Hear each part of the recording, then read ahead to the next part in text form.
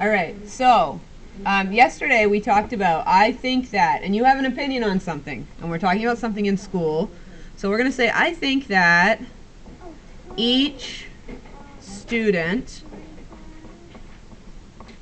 should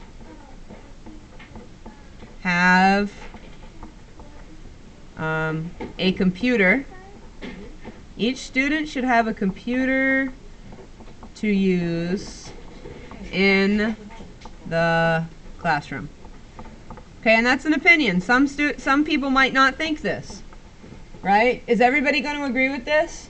That I think each student should have a computer to use in the classroom? No, not everybody's going to agree with this. All right, oh, I don't need a period there because I'm saying because, and I just told you yesterday to come up with one reason. Okay, because, and we'll just come up with, let's see, I think that each student should have a computer to use in the classroom because there are many things students need to use computers for. All right, so once you've got this, this is how you're writing, this is how the idea of your writing is going to start. All right, now what you have to do, okay, is you need to think about who is your audience. Who is your audience in this case? All right, who is your audience? All right, so your audience, in this case, you're trying to think, who am I trying to convince? Who am I trying to convince? All right, well, if you convince your friend that each student should have a computer in the classroom, do you think that's going to help you get computers? Thumbs up, thumbs sideways, thumbs down. Do you think that if your friend thinks you should have a computer is going to appear for you in the classroom and everyone else? Probably not. Okay, you would have to convince someone else. Who might you need to convince about that? Maybe the teacher. That would be important. Okay, maybe the principal. That might be important. Maybe the technology administrator or the technology director or just the technology guy. Okay, or gal. Whoever might be directing technology, guy or lady, all right, in your district.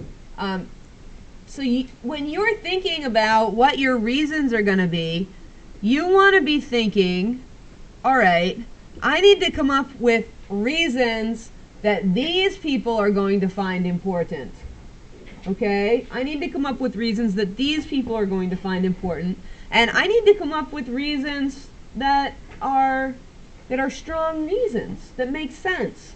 Okay? If I come up with reasons that just my friends find important, or that just I think is important, do you think that's going to be a very good way to convince somebody? Thumbs up, thumbs sideways, or thumbs down? Yeah, probably not so much. Okay? It's got to be important to these people too. So we have to think a little bit about this. So who we're convincing is going to be the teacher, the principal, or the technology guy, or the technology lady.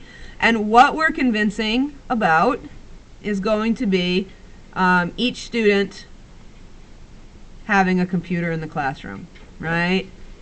Each student having a computer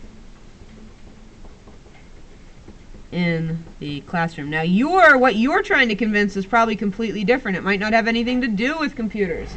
It might be a longer recess. It might be that you get to choose strawberry milk every day at lunch. It might be that you get to choose juice at lunch. It might have to do with the chairs that you're sitting in, or your desks, or what you're using to write with. Okay, it could have to do with anything else at school. Field trips. Okay, there are lots of things that we've talked about. Cell phone policies. Okay, iPad policies. I don't know. You have to think about what's important to you, and then you have to think about how you're going to communicate that to somebody else. So once we decide who we're communicating to, what we're communicating about, we have to start listing our reasons for that. Okay? And we have to think of reasons. I want you to try to come up with 5 reasons if you can. All right, some of you might only come up with 2 or 3, but some of you will probably be able to come up with 5 or 6 reasons why these are important. Okay, and after you come up with your reasons, then we'll choose your top couple of reasons that you want to focus on that you think will be the most powerful, okay, for the people that you're trying to communicate to.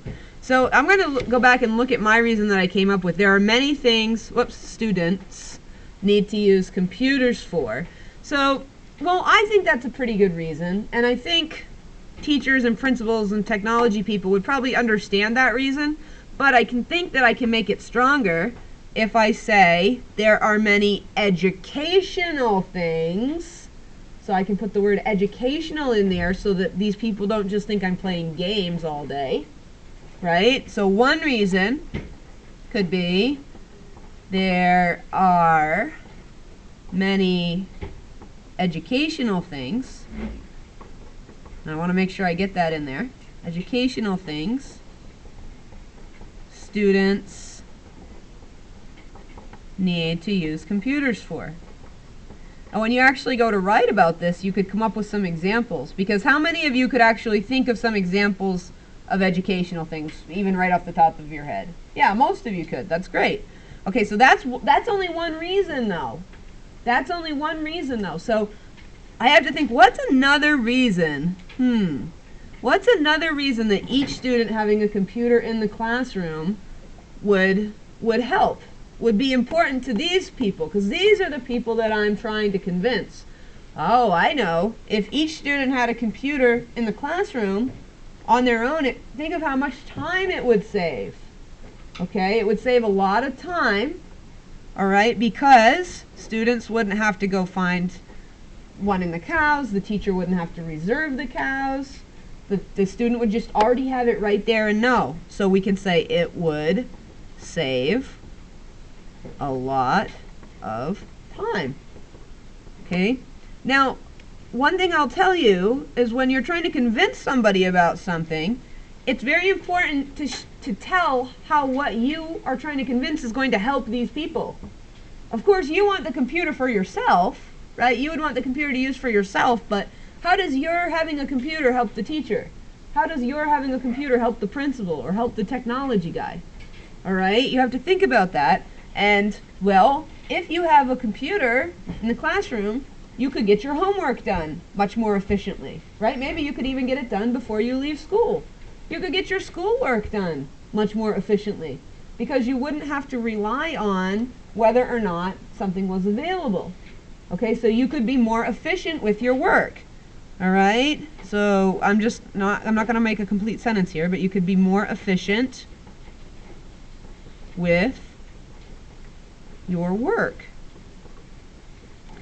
All right, and that would help these people, especially the teacher, because if you're more efficient with your work, then they can be more efficient in their jobs. So you're actually helping these people be more efficient in their jobs. And how about this one? If you have better tools to study with, right? If you have a computer, which is a better tool to study with, do you think your learning is going to go up? Yeah. So do you think improved learning would be important to a teacher? Do you think it would be important to a principal or a technology person?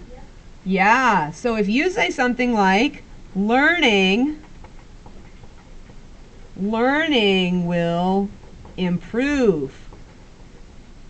Okay? Now, you also, I assume, would like your learning to improve, right? Your ability to improve. And your teacher and principal and technology person also want your learning to improve.